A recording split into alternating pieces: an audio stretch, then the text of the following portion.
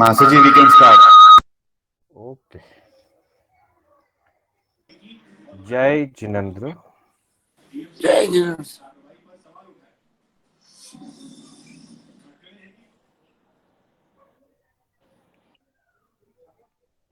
मोक्ष मार्गस्य नेतारम् भेतारम् कर्मभूभृता ज्ञातारम् विश्वतत्त्वानां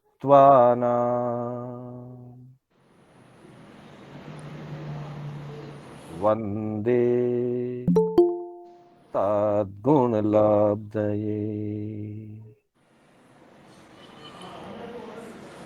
वन्दे तद्गुणलब्धये।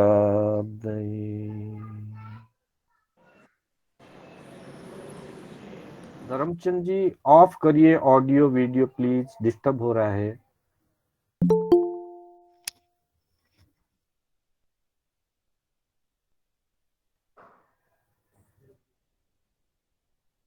चरम तीर्थंकर श्रमण भगवान महावीर को वंदन। प्रभु की परंपरा में विचरण करने वाले परम उपकारी परम आदरणीय समस्त चारित्रात्माओं को वंदन। धर्म प्रेमी बंधुओं, सुशील माताओं एवं बहनों, श्री कर्नाटक जैन स्वाध्याय संघ बैंगलोर के तत्वावधान में आयोजित जिन वाणी सार की आज 49वीं कक्षा है, मैं आप सभी का हार्दिक स्वागत एवं अभिनंदन करता हूं। बंधुओं, हमारी कक्षा श्रावक धर्म के स्वरूप से संबंधित चल रही है। कल की कक्षा में हमने श्रावक की क्या गति होती है और श्रावक की कब मुक्ति होती है, उसके संदर्भ में चर्चा की थी। उस चर्चा के अंतर्गत एक बात आई थी कि जो श्रावक उत्कृष्ट आराधना करते हैं वे कम से कम तीसरे भाव में मोक्ष प्राप्त करते हैं। कदाचित तीसरे भाव में अगर मुक्ति ना हुई तो जगन्य और मध्यम आराधना करने वाले श्रावक भी अगर आराधक पने में आयुष्य को पूर्ण करते हैं, श्रावक पने में रहते हुए आगामी भाव का आयुष्य बंद हो, सम्यक दृष्टि पने में रहते हुए आगामी भाव का आयुष्य बंधन हो, तो ऐसी आत्माएं अधिकतम 15वें भाव में मोक्ष अवश्य प्राप्त करती है। उस संदर्भ में चर्चा हुई थी कि श्रावक के मुख्य 3 प्रकार भी कहे गए हैं। सामान्य श्रावक या जिसको दर्शन श्रावक भी कह सकते हैं। फिर दूसरा वृत्ति श्रावक, जो 12 व्रतों की आराधना करते हैं वे वृत्ति श्रावक कहलाते हैं। और तीसरा प्रतिमाधारी श्रावक, जो श्रावक 12 व्रतों की आराधना से और आगे बढ़ते हुए श्रावक की 11 प्रतिमाओं का पालन करते हैं, प्रतिमाओं का आराधन करते हैं, उन्हें प्रतिमाधारी श्रावक कहते हैं। मुख्य रूप से प्रतिमाधारी श्रावक श्रावक के दर्जे में सबसे ऊंचे श्रावक माने जाते हैं। वे 11 प्रतिमाएं क्या है, किस तरह से उनका पालन किया जाता है, उसकी चर्चा हम आज इस कक्षा में करने जा रहे हैं। प्रतिमा का क्या अर्थ है, कौन पालन कर सकता है और प्रतिमाओं के पालन में कितना समय लगता है, किन किन नियमों का और किन किन व्यवहारों का पालन उसमें होता है, इसकी संक्षिप्त रूप से हम आज चर्चा करेंगे। वैसे उपासक दशांग सूत्र में भी वर्णन मिलता है कि आनंद आदि श्रावकों ने 11 प्रतिमाओं का पालन किया था। विशेष रूप से समवायांग सूत्र के अंतर्गत 11वें समवाय के अंदर श्रावक की 11 प्रतिमाओं का परिचय दिया गया है। तो आइए आज हम समवायांग सूत्र के आधार से श्रावक की प्रतिमाओं का थोड़ा सा संक्षिप्त परिचय प्राप्त करें और अपने जीवन में इन प्रतिमाओं का पालन करने का मानस बनाएं। तो बंधुओं, कहा है, एकारस उवासग पडिमाओ पनत्ताओ तंजहा दंसन सावए कय वय कम्मे सामाई कड़े पोसहोव वास निरए दिया बम्बयारी रत्तिम परिमाण कड़े दीवावी रावोवी बम्बयारी असिनाई वियड भोई मौली कड़े सचित्त परिन्नाये आरंभ परिन्नाये पेश परिन्नाये उदिठ भत्त परिन्नाये समण भूये यावी भवई समणाउसु। श्रमण भगवान महावीर अपनी देशना में उपस्थित संत मुनियों को, श्रमणों को संबोधित करते हुए कहते हैं कि हे आयुष्मान, सुनिए। उपासक की, श्रमणोपासक की, श्रावकों की 11 प्रतिमाएं कही गई है। प्रभु महावीर अपनी देशना में श्रमणों को संबोधित करते हुए ऐसा फरमाते हैं कि हे आयुष्मान श्रमणों, श्रावक श्रमणोपासक के लिए 11 प्रतिमाओं का स्वरूप कथन किया गया है, जिसमें पहली है दर्शन श्रावक, दूसरी है कृत व्रत कर्मा, तीसरी है सामायिक कृत, चौथी पोषदोपवास निरत, पांचवी दिवा ब्रह्मचारी रात्रि परिमाण कृत, छठी प्रतिमा है दिवा ब्रह्मचारी भी, रात्रि ब्रह्मचारी भी, अस्नायी, विकट भोजी और मौलिकृत। फिर 7वीं प्रतिमा है सचित परिज्ञात, 8वीं प्रतिमा है प्रेष्य परिज्ञात, 9वीं प्रतिमा प्रेष्य परिज्ञात, 10वीं प्रतिमा उद्दिष्ट परिज्ञात और 11वीं प्रतिमा है श्रवणभूत। बंधुओं, इस तरह से दर्शन श्रावक से लेकर के श्रवणभूत तक कुल 11 प्रतिमाओं का कथन प्रभु महावीर ने समवायांग सूत्र के अंतर्गत फरमाया है। प्रतिमा शब्द का अर्थ है वैसे तो मूर्ति। प्रतिमा का शाब्दिक अर्थ होता है मूर्ति, यहां उसका भाव अर्थ ग्रहण किया गया है। व्यक्ति जिस क्रिया में अथवा जिस साधना में उद्यत होता है, जिस क्रिया को प्रारंभ करे, जिस साधना को प्रारंभ करे, उस साधना में इतना गहरा उतर जाए कि व्यक्ति मूर्तिवंत हो जाए। जैसे सामायिक अगर कर रहा है तो सामायिक में इतना गहरा उतर जाए कि व्यक्ति और सामायिक अर्थात साधक और साधना में कोई अंतर ना रहे।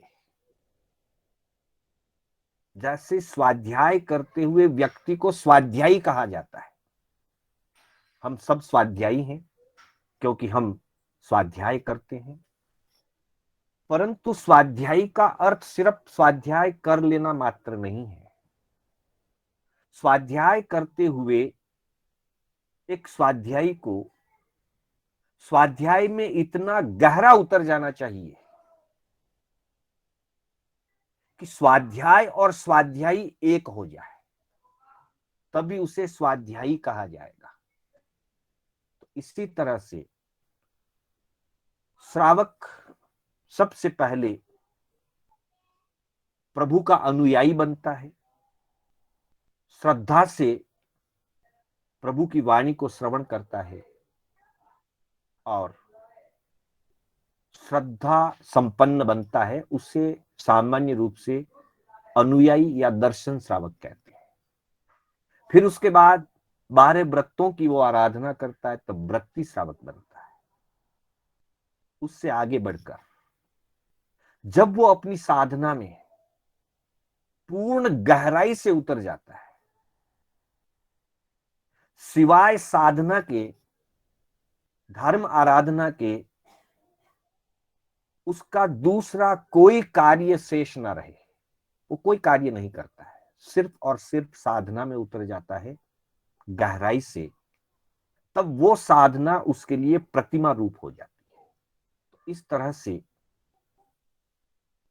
साधना की गहराई और साधना की निर्दोषता, उस अवस्था को प्रतिमा नाम दिया गया है। उसमें 11 प्रतिमाएं बताई है। पहली प्रतिमा में कहा है दर्शन श्रावक, अर्थात सम्यक दर्शन, निरतिचार, अतिचार से रहित होकर के, और जो सामान्य रूप से समकित के जो आधार बताए गए हैं, वे आधार भी सामान्य दशा में है। जिस समय कोई साधक दर्शन प्रतिमा रूप श्रावकपना स्वीकार करता है, तब वो आधार को भी स्वीकार नहीं करता। अर्थात कैसी भी विकट परिस्थिति हो, चाहे देव का डर हो, बलवान का डर हो, जैसे कि 6 आधार बताए गए हैं। सामान्य व्यवहार में 6 आधारों का प्रावधान रखा गया है। विकट परिस्थिति में व्यक्ति को अगर कुछ मिथ्या प्रवृत्ति करना पड़े, अगर मन नहीं है लेकिन करना पड़े, तो वहां समकित के 67 बोल में कहते हैं कि बलवान के डर से, बड़ों की आज्ञा से, राजा के डर से, देव आदि के प्रकोप से बचने के लिए, अथवा दुष्काल की स्थिति में आजीविका के निमित्त अगर उसे कुछ मिथ्या प्रवृत्ति करना पड़े, तो समकित में दोष लगता है, पर समकित भंग नहीं होता, वो आधार की व्यवस्था है। लेकिन जब वही श्रावक आगे बढ़ करके प्रतिमाधारी श्रावक बनता है, तब वो किसी भी विकट स्थिति में आगार का भी उपयोग नहीं करता है। आगार रहित और अतिचार रहित, दोष रहित शुद्ध सम्यक्त्व का पालन करना, उसका नाम पहली प्रतिमा है दर्शन प्रतिमा या दर्शन श्रावक प्रतिमा। पहली प्रतिमा का कालमान 1 महीने का है। क्रमशः दूसरी प्रतिमा का कालमान 2 महीना, तीसरी प्रतिमा का कालमान 3 महीना, यूं 1-1 महीना बढ़ते हुए चौथी का 4 महीना, पांचवी का 5 महीना, छठी के 6 महीने, सातवीं प्रतिमा का 7 महीना, आठवीं प्रतिमा का 8 महीना, 9वीं प्रतिमा का 9 महीना, 10वीं प्रतिमा का 10 महीना और 11वीं प्रतिमा का काल 11 महीना है। लगातार पालन करने पर कुल 11 प्रतिमाओं के पालन में 66 महीने यानी कि 5.5 वर्ष का समय लगता है। दूसरी विशेषता यह है कि जो नियम पहली प्रतिमा में है, दूसरी प्रतिमा में जब श्रावक जाएगा तो पहली प्रतिमा के नियम नियमारूप से लागू होंगे। फिर जब तीसरी, चौथी, पांचवी में जाएगा तो पहली, दूसरी, तीसरी और चौथी के नियम लागू होंगे। इस तरह से जब 11वीं प्रतिमा में श्रावक जाएगा तो 1 से 10 प्रतिमाओं तक जहां जहां जो नियम विशेष जुड़ते हैं वे सारे नियम 11वीं प्रतिमा में लगातार रहेंगे। अर्थात सम्यक्त्व की बात पहले महीने से शुरू होती है, निरतिचार, आगार रहित, दोष रहित। ये पूरे 5.5 साल तक नियम लागू रहेगा। तो पहली प्रतिमा दर्शन प्रतिमा है। दूसरी प्रतिमा का नाम है कृत व्रत कर्मा, अर्थात व्रतों की आराधना। 5 अणुव्रत और 3 गुण व्रतों को विशेष रूप से पालन करना। वैसे तो 12 व्रतों की आराधना में भी वो पालन करता ही है, लेकिन 12 व्रतों की आराधना करते समय अतिचार आदि लग सकते हैं, लेकिन यहां किसी भी अतिचार का सेवन ना करता हुआ पूर्ण विशुद्धि के साथ अणुव्रतों और गुणव्रतों को विशेष रूप से धारण करता है। पहली प्रतिमा का नियम सम्यक तो उसके साथ रहेगा और इस दूसरी प्रतिमा में 2 महीने तक वो इन नियमों को विशेष रूप से पालन करेगा। फिर जब तीसरी प्रतिमा में जाएगा तो पहली और दूसरी प्रतिमा के नियम आगे कैरी फॉरवर्ड होते जाएंगे। तीसरी प्रतिमा है कृत सामायिक, अर्थात अणुव्रत और गुणव्रत तो आ चुके, 8 व्रत आ गए, 9वां व्रत और 10वां व्रत यहां शुरू हो जाता है। अर्थात सामान्य अवस्था में श्रावक जब उसे अवसर मिलता है तब वो सामायिक करता है। हम 9वें व्रत में बोलते हैं सामायिक का अवसर आए सामायिक करो, अर्थात कभी अवसर है तो सामायिक करी, किसी को कभी किसी दिन विशेष परिस्थिति का कोई कारण है, अवसर नहीं है तो सामायिक नहीं भी कर पाया, फिर भी वो व्रती श्रावक है। लेकिन कृत सामायिक नाम की तीसरी प्रतिमा में पहुंचने पर उसके लिए नियम हो जाता है प्रतिदिन सवेरे और सायकाल दोनों समय, कैसी भी विकट स्थिति हो, दोनों समय उसे 32 दोष टाल करके निर्दोष रूप से सामायिक का, शुद्ध सामायिक का पालन करना ही है और उसी तरह से देशावकाशिक व्रत को भी सम्यक रूप से पालन करना ही है। तो तीसरी प्रतिमा में सामायिक का विशेष महत्व आ जाता है। यहां आते आते 10 व्रतों की आराधना हो गई। चौथी प्रतिमा है पौषध उपवास निरत, अर्थात चौथी प्रतिमा पौषध प्रतिमा कहलाता है। वैसे पौषध कभी भी कोई व्यक्ति प्रतिदिन नहीं कर सकता। सामान्य साधक वर्ष में 2 बार 4 बार, महीने में 1 बार, उससे भी कम हो तो कुछ पर्युषण में, विशेष पर्व दिनों में हम पौषध की आराधना संवत्सरी आदि के दिन करते हैं, वो सामान्य स्थिति है। लेकिन जब चौथी प्रतिमा पौषध प्रतिमा में जब श्रावक उद्यम करता है, आगे बढ़ता है, तो नियम से महीने के 6 पौषध, 2 अष्टमी, 2 चतुर्दशी, मतलब 8म 2, 14 2, पूर्णमासी और अमावस्या, मतलब 8म 14 अमावस, फिर शुक्ल पक्ष में 8म 14 और पूर्णम, ये महीने के 6 पौषध नियमा रूप से करने हैं। और बाकी के जो पहली दूसरी तीसरी के जो नियम है व्रतों के सामायिक के, उसको निरंतर आगे कंटिन्यू करना है। चौथी प्रतिमा का कालमान 4 महीने का।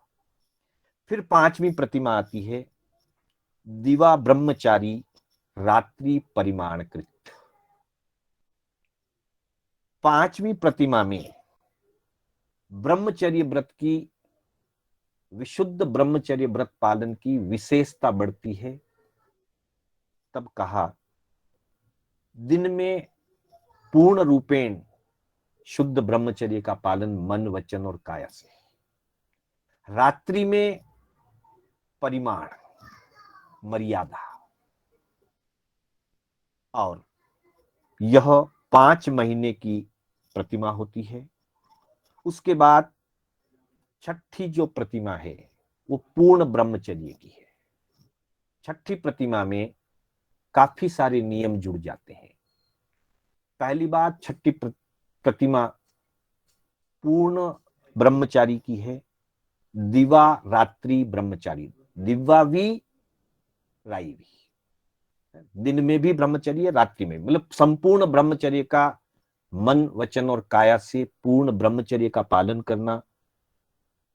और साथ ही ये बता दिया कि इस छठी प्रतिमा में जो श्रावक पहुंचता है, छठी प्रतिमा 6 महीने की है, स्नान का त्याग कंपलसरी। छठी प्रतिमा और उसके आगे स्नान का त्याग कंपलसरी। फिर उसको कहा कि वियड भोई, असिनाई वियड भोई, असिनाई मतलब स्नान नहीं करना, और वियड भोई का मतलब दिन के प्रकाश में ही भोजन करना। अर्थात छठी प्रतिमा में पहुंचने पर रात्रि भोजन का त्याग भी नियमतः कंपलसरी। कैसी भी विकट परिस्थिति हो, कोई छूट कोई आगार, छठी प्रतिमा में पहुंचने के बाद रात्रि भोजन में कोई छूट नहीं। 5वीं प्रतिमा तक त्याग रहता है। कारण विशेष, शारीरिक बाधा आदि के कारण छूट रखी जा सकती है, पर छठी प्रतिमा के बाद, छठी प्रतिमा प्रारंभ होते ही नियमतः स्नान का त्याग, नियमतः रात्रि भोजन का त्याग। इसलिए कह दिया असिनाई वियड भोई, और साथ में कहा मौलिक डे। अर्थात छठी प्रतिमा में जब श्रावक होता है तो वह, जो पुराने जमाने में हमारे बुजुर्ग धोती पहनते थे, धोती में लांग बांधी जाती है। 5वीं प्रतिमा तक लांग बांधी हुई धोती स्वीकार है। छठी प्रतिमा में खुली लांग की धोती चाहिए। जैसे अभी वर्तमान में हमारे सामायिक आदि करते समय हम चोल पट्टा पहनते हैं, तो वो धोती भी खुली चोल पट्टे की तरह ही धोती पहनना, धोती में लांग नहीं बांधना। ये छठी प्रतिमा के अंदर विशेषता आ जाती है। खुली लांग रखी जाती है और इसका कालमान 6 महीने का, अधिकतम 6 महीने का है। यहां आते आते व्रतों की आराधना, ब्रह्मचर्य की आराधना, रात्रि भोजन का त्याग, स्नान का त्याग, शरीर सज्जा का त्याग, ये सारी चीजों का त्याग हो चुका है। फिर भी सचित का त्याग नियमतः अभी तक प्रारंभ नहीं हुआ। इसलिए 7वीं जो प्रतिमा होती है उसका नाम है सचित परिज्ञात। परिज्ञात शब्द का अर्थ है जानना और छोड़ना। आचारांग सूत्र के अंदर 2 प्रकार की परिज्ञा का वर्णन आता है, ज्ञ परिज्ञा और प्रत्याख्यान परिज्ञा। ज्ञ परिज्ञा का मतलब होता है धर्म क्या है, पाप क्या है, छोड़ने योग्य क्या है, आचरण करने योग्य क्या है, उसको जानना, यह ज्ञ परिज्ञा कहलाता है। और फिर जो हमने ज्ञान से, गुरु आज्ञा से, आगम से, परंपरा से जाना है कि ये छोड़ने योग्य है और ये करने योग्य है, तो छोड़ने योग्य को छोड़ना, उसका नाम प्रत्याख्यान परिज्ञा है। तो यहां पर शब्द दिया है सचित परिन्याये, अर्थात 7वीं प्रतिमा है सचित परिज्ञात। सचित के स्वरूप को समझना। सचित में जीव होते हैं, उनका उपयोग करने से जीवों की विराधना होती है। ऐसा समझ करके जीवों के प्रति करुणा और अनुकंपा भावना ला करके स्वाद विजय करते हुए सचित पदार्थ के उपभोग का त्याग कर देना। अर्थात 7वीं प्रतिमा में जब श्रावक आराधक बनता है, आराधना करने में आगे बढ़ता है, तो छठी प्रतिमा तक कभी सचित का उपभोग किया जा सकता है। त्याग करे तो श्रेष्ठ है, उपभोग किया जा सकता है। लेकिन 7वीं प्रतिमा और उसके आगे नियमतः सचित उपभोग का त्याग ही होगा। उसके बाद 8वीं जो प्रतिमा है वो है आरंभ परिन्याय। अपने बहुत सारे नियमों का पालन कर रहे हैं, बहुत सारे त्याग पचखान पहली प्रतिमा से आगे बढ़ते बढ़ते बढ़ते चले गए हैं, लेकिन फिर भी विशेष कारण आदि उपस्थित होने पर अथवा आवश्यक होने पर 7वीं प्रतिमा तक व्यक्ति कुछ कार्य कर सकता है, पर 8वीं प्रतिमा में किसी भी प्रकार का जीव विराधना का अथवा अन्य किसी भी प्रकार का आरंभ समारंभ नहीं करेगा। पूर्ण रूप से आरंभ समारंभ का त्याग 8वीं प्रतिमा से शुरू होता है। फिर वो स्वयं अपने हाथों से अपनी काया से किसी भी प्रकार का आरंभ समारंभ नहीं करेगा, इसलिए इसको आरंभ परिज्ञात 8वीं प्रतिमा कहा गया है। फिर 9वीं प्रतिमा है पेश परिन्याय अर्थात प्रेष्य परित्याग। 8वीं प्रतिमा में अपने हाथ से नहीं करता है, लेकिन आवश्यकता होने पर किसी को आदेश दे सकता है, किसी को प्रेरणा कर सकता है। पर 9वीं प्रतिमा में आरंभ करने के साथ साथ आरंभ करवाने का भी त्याग हो जाता है। अब वो किसी से भी किसी भी प्रकार के पाप की या अच्छे काय के विराधना वाली संसार की कोई भी प्रवृत्ति 8वें में वो खुद नहीं करता है, पर विशेष कारण उपस्थित होने पर दूसरों से करवा सकता है। 9वीं प्रतिमा में करवाने का भी त्याग हो गया, अर्थात वो किसी से कह करके भी किसी भी प्रकार का आरंभ समारंभ का कार्य करवाएंगे भी नहीं। सहज जो हो रहा है हो रहा है, नहीं हो रहा है नहीं हो रहा है, ज्ञाता दृष्टा बने रह करके अपनी साधना में लगे रहेंगे, अपनी प्रतिमा की आराधना में लगे रहेंगे, पर आरंभ समारंभ करेंगे भी नहीं और करवाएंगे भी नहीं। लेकिन अभी भी अनुमोदना खुली है। उनके लिए भोजन बना करके किसी ने दे दिया, उनके लिए चाय बना करके ला दी, उपभोग कर सकते हैं, उपयोग कर सकते हैं। स्वयं नहीं बनाएंगे, कह करके नहीं बनवाएंगे, लेकिन उनके लिए बनाई वो उसे स्वीकार करेंगे। अर्थात 8वें में स्वयं करने का त्याग होता है, 9वें में करवाने का भी त्याग हो जाता है। जब 10वीं प्रतिमा में जाते हैं, उद्दिष्ट भक्त परिज्ञात अर्थात अनुमोदना का भी त्याग हो जाता है। उनके लिए बनाया हुआ भोजन वो ग्रहण नहीं करते।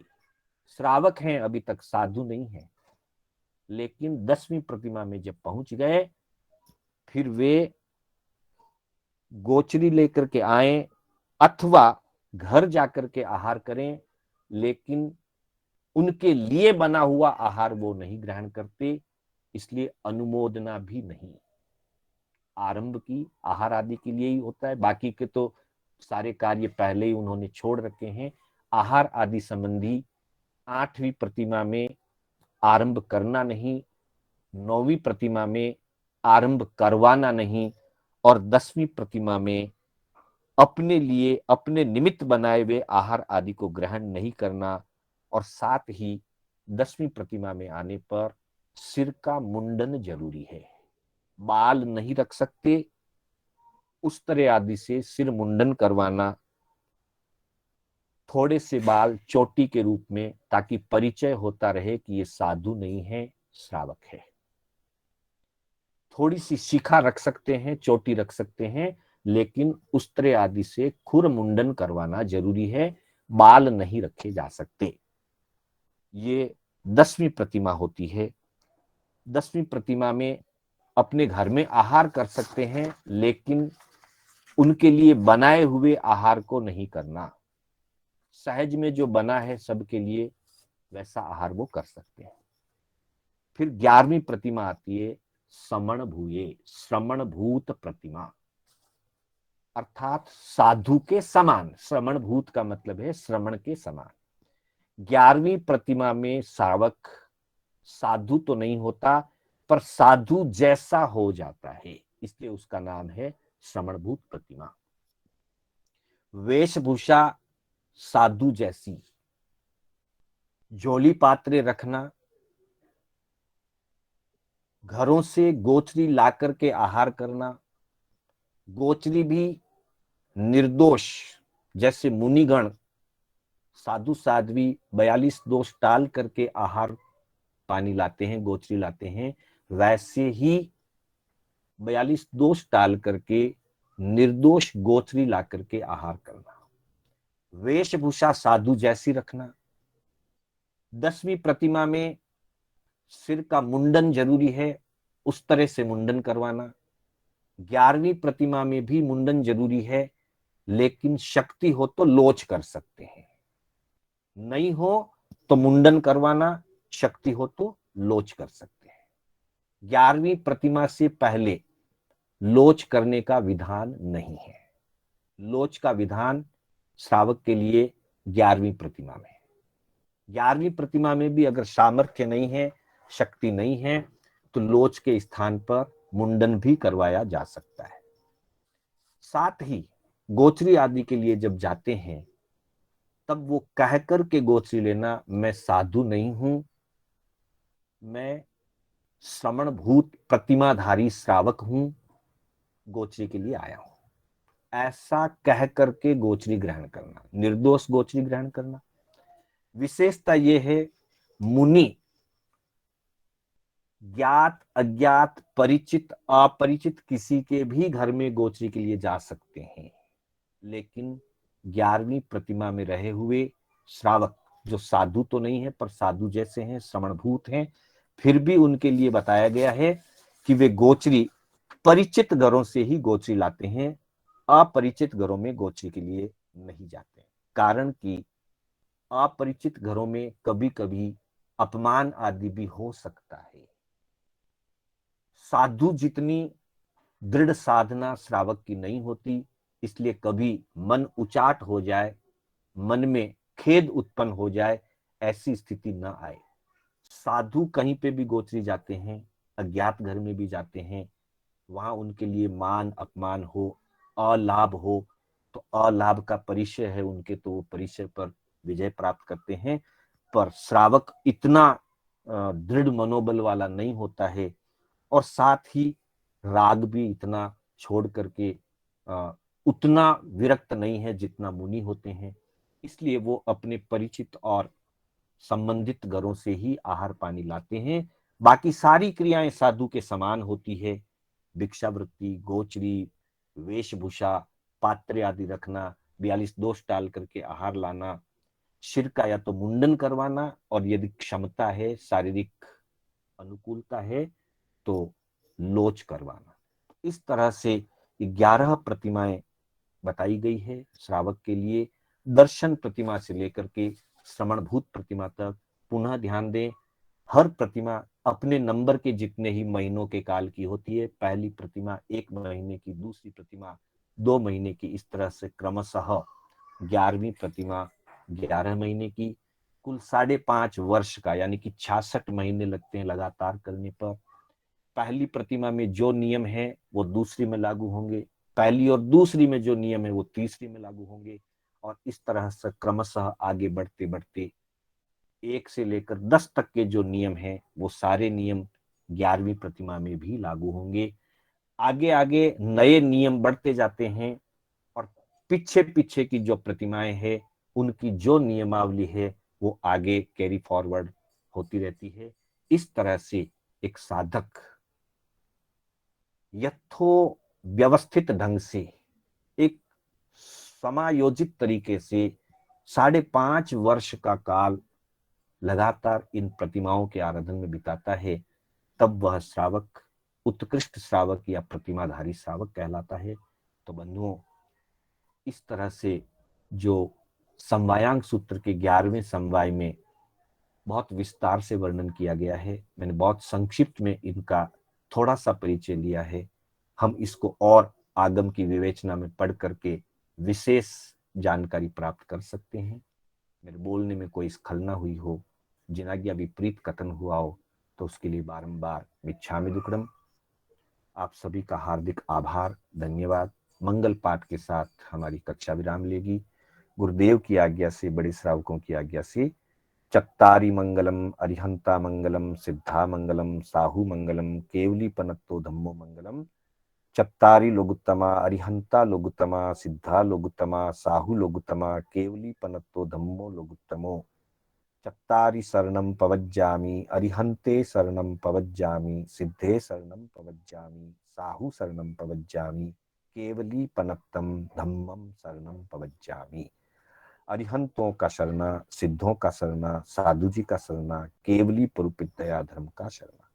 चार शरणा दुर्गति हरना, और न शरणा कोई, जो भव्य प्राणी आदरे तो अक्षय अमर पद हो। श्रवण भगवान महावीर स्वामी की जय, समस्त चारित्र आत्माओं की जय। आप सभी से सादर जय जिनेन्द्र।